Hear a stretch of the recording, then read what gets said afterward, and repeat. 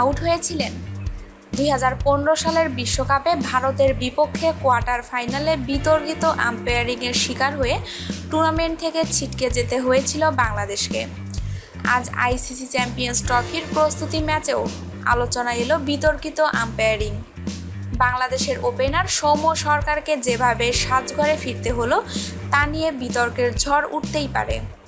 প্রস্তুতি ম্যাচ বলে কোনো রিভিউয়ের সুযোগ নেই, তা না হলে নিশ্চিতভাবে রিভিউ দিতেন সৌম্য, আর সেটা নিতে পারলে হয়তো এখনও উইকেট যেত না বাঁহাতি এই ওপেনারকে। মাত্র 2 রান করে সাজঘরে ফেরার হতাশায় ডুবতে হতো না। বাংলাদেশের ইনিংসের চতুর্থ ওভারে অফ স্টাম্পের বাইরে পিচ করা বলটি সজোরে মারতে চেয়েছিলেন সৌম্য, কিন্তু ব্যাটে বলে সংযোগ না হয় বল চলে যায় উইকেট রক্ষকের হাতে। কট বিহাইন্ডের জোরালো আবেদন করে ওঠেন ভারতের ফিল্ডাররা, আম্পায়ারও তুলে নেন আঙ্গুল, কিন্তু সত্যি বলটা হাতে লেগেছিল কিনা তা নিয়ে সন্দেহ থেকে গেছে। সৌম্য ঠিক মেনে নিতে পারছেন না আম্পায়ারের সিদ্ধান্তটা। প্রস্তুতি ম্যাচ বলে কোনো রিভিউ সুযোগ নেই, ফলে কিছুটা হতাশা নিয়েই সাজঘরে ফিরে যেতে হয়েছে সৌম্যকে।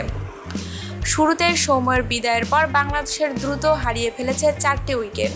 প্রথম 7 ওভারে হয়ে গেছে মাত্র 21 রান জমা করতেই সাজঘরে ফিরেছেন সৌম্য, সাব্বির রহমান, ইমরুল কায়েস ও সাকিব আল হাসান। জয়ের জন্য বাংলাদেশকে পেরোতে হবে 325 রানের পাহাড়। আমাদের নিউজটি ভালো লাগলে নিউজটি অবশ্যই আপনার বন্ধুদের সাথে শেয়ার করবেন এবং স্পোর্টসের নিত্য নতুন নিউজ পেতে আমাদের চ্যানেলটিকে সাবস্ক্রাইব করে আমাদের সঙ্গেই থাকবেন। ধন্যবাদ সবাইকে।